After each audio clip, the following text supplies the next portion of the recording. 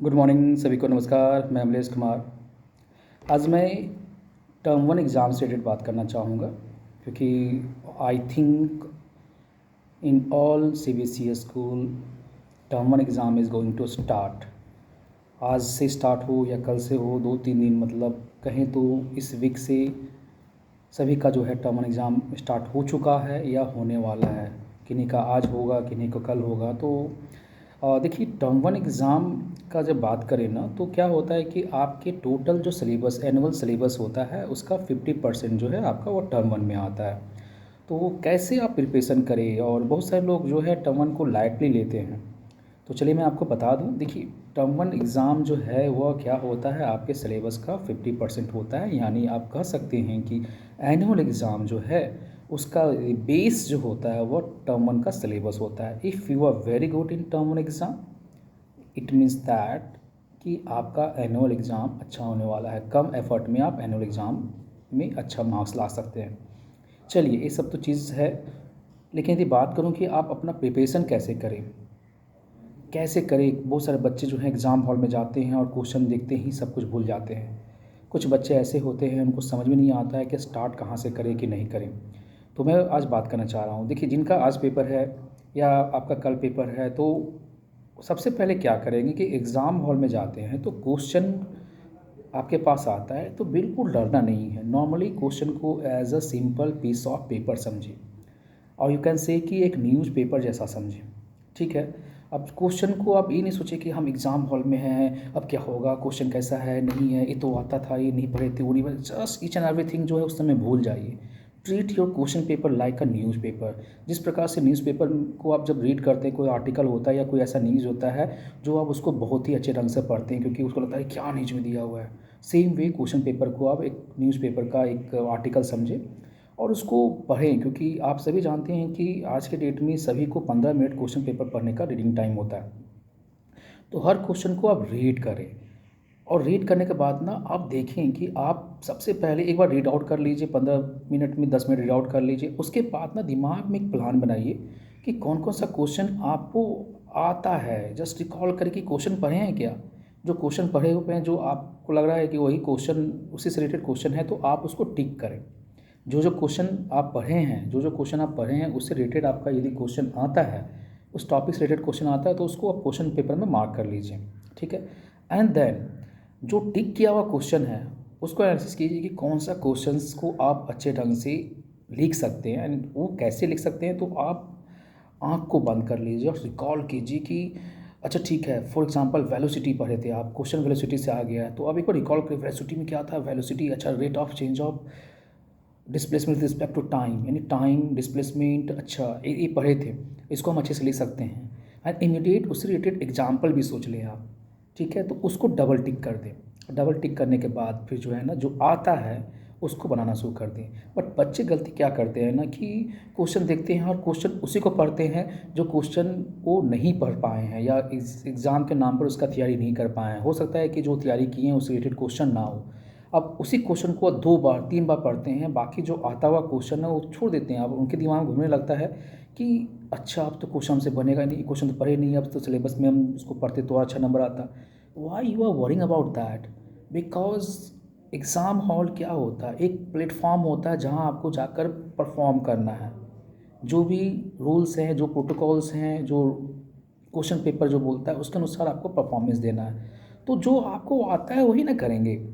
Bouncer ball आप नहीं खेल पाते तो बाउंसर को क्या करेंगे, डक करके आप जाने दीजिएगा। जो आप अच्छे से शॉट खेल सकते हैं, तो सेम वे आप एग्ज़ाम हॉल में ऐसा समझें।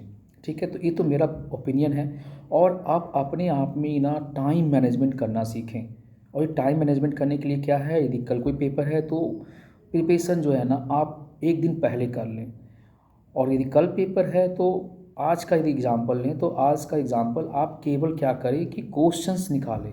आज के डेट में नेट में बहुत सारे क्वेश्चंस अवेलेबल हैं, आप लास्ट ईयर क्वेश्चन पेपर ले सकते हैं। आप उसको बनाएं, किस क्वेश्चन में कितना मार्क्स आपको देना है, कौन सा क्वेश्चन कितने समय का है, आप कितने टाइम देंगे। आप क्या होता है कि बच्चे लोग 2 नंबर का क्वेश्चन बनाना उनको लगता है बन जाएगा।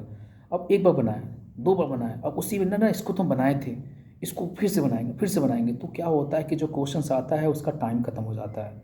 तो सभी से हम मैं रिक्वेस्ट करना चाहूँगा, उस सारे बच्चे से रिक्वेस्ट करना चाहूँगा कि जिनको इस तरह का प्रॉब्लम आता है वो इस सारे चीज़ को भूल जाए और बी कूल होकर जो क्वेश्चंस आता है, जिस बॉल पर आप हिट कर सकते हैं उसी क्वेश्चंस को आप अटेम्प्ट करें। एंड हो सकता है कि आप 32 क्वेश्चंस है, 32 क्वेश्चंस में आपको 20 आते हैं, 12 नहीं आते हैं, तो जो आते हैं पहले उसको अटेम्प्ट कर लो आप, और जो नहीं आते हैं तो उसको फिर लास्ट में अटेम्प्ट करो, दिमाग में रिकॉल करो। यदि उसके बारे में आप 100% नहीं जानते, 10% जानते हो, 10% लिखो, उसके बाद फिर आप तुक्का लगाओ। तो ये तरीके होते हैं एग्ज़ाम में अच्छा मार्क्स लाने के लिए। लेकिन एग्ज़ाम में आप परफॉर्म अच्छा कब करोगे, कब अच्छे ढंग से कर सकते हो, जब आपका कॉन्फिडेंट लेवल हाई हो। और एक कॉन्फिडेंट लेवल हाई कब होगा, जब आप कम से कम एग्ज़ाम में पेपर देने से पहले कम से कम 2-3 मॉक एग्ज़ाम दिए हों, यानी कि आप घर में खुद से जो है टाइम सेट करके एग्ज़ाम दिए हों। और आज के डेट में तो ये तो है कि क्वेश्चंस जो है वो सबको पता है कि किस टॉपिक से कितने नंबर क्वेश्चंस आते हैं, तो आप प्रैक्टिस करें। जितना प्रैक्टिस करेंगे उतना अच्छा होगा। और डरना तो बिल्कुल नहीं, एकदम देख लेना है, समझ लेना है कि इससे हमें नहीं आ रहा है, तो don't kill your time for that question. ठीक है, आप उसको स्विच कर लो, जो आता है उसको बनाओ। अब एग्ज़ाम से रिलेटेड मैं बात करूँगा ना कि होता क्या है कि कुछ पॉइंट आपको दिमाग में रखना पड़ता है। जैसे पॉइंट क्या होता है कि आप कॉन्फिडेंस को आप बरकरार रखें, क्वेश्चंस को आप, जैसे क्वेश्चंस आते हैं, जैसे फॉर एग्जांपल मेंसुरेशन का क्वेश्चन आता है, तो आपके दिमाग में घूमने लगता है कि क्वेश्चन जो है, अरे तो क्वेश्चन इस तरह का नहीं था, क्वेश्चन इस तरह से था। जैसे कि एग्जांपल बात करते हैं, परसों जो है क्वेश्चन बच्चे से डिस्कस कर रहे थे, वो मेंसुरेशन से था, नो मेंसुरेशन से नहीं था, वो था प्रॉफिट एंड लॉस से था, डिस्काउंट से था। तो उसमें मार्क प्राइस जो है वो नहीं दिया हुआ था, बाकी डिस्काउंट दिया हुआ था, प्रॉफिट दिया हुआ था, प्रॉफिट कितना हो रहा है ओवरऑल ट्रांजेक्शन वो दिया हुआ था। बच्चे के दिमाग में क्या था कि मार्क प्राइस दिया रहता था, उसके बाद बाकी निकालते थे। अब वो क्वेश्चन छोड़ दिया। तब बताया इसको कि जब सब कुछ पता है, आपके पास रास्ता है, तो मार्क प्राइस को मान लो ना आप।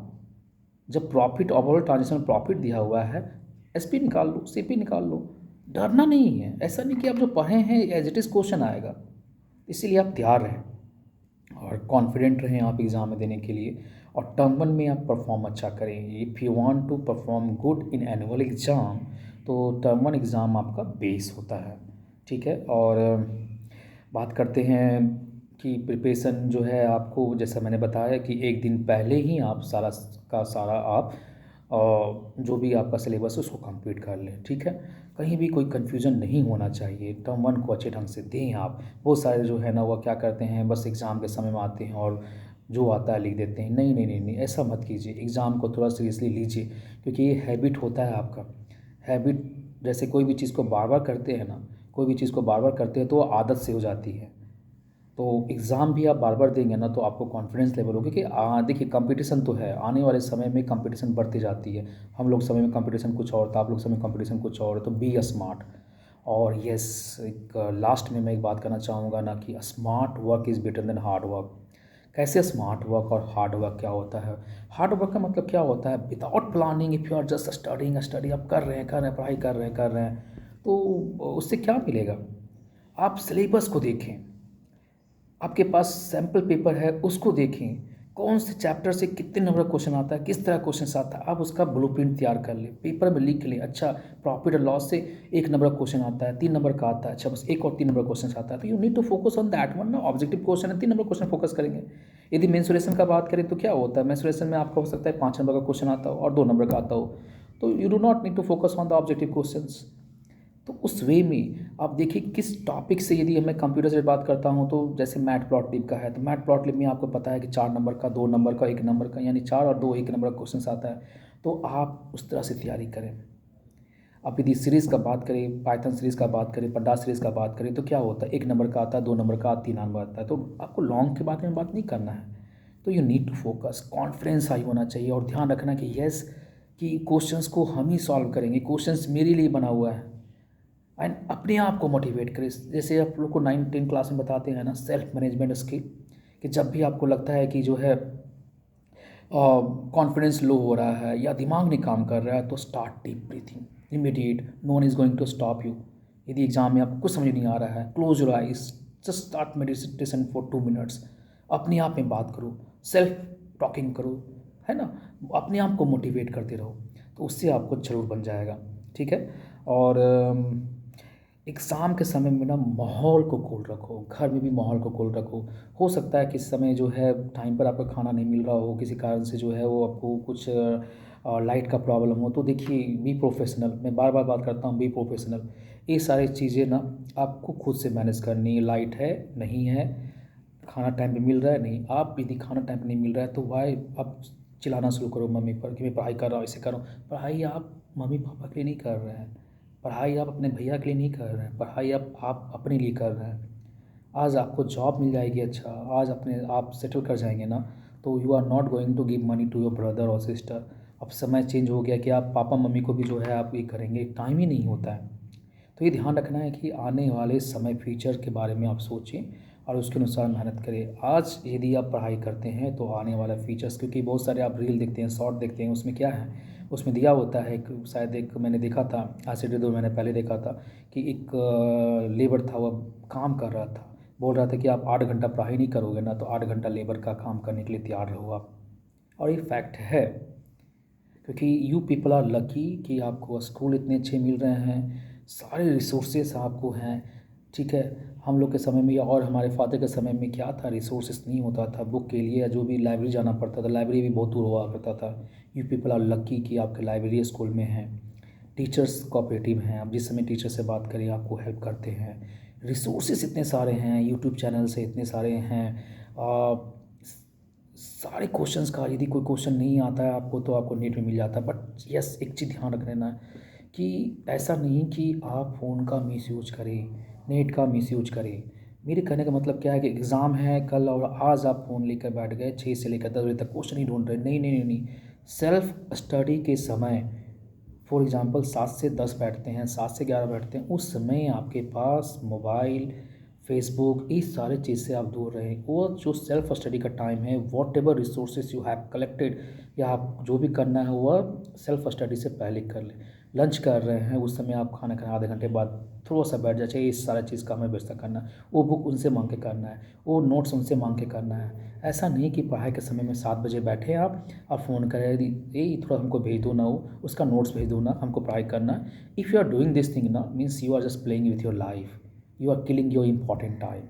सो good luck for exam and I hope कि आप सभी अपने एग्ज़ाम में अच्छा करें, और बस कॉन्फिडेंट रहो, अपने आप को कॉन्फिडेंट रखो और एग्ज़ाम में अच्छा परफॉर्म करो। So thank you everyone for watching this video.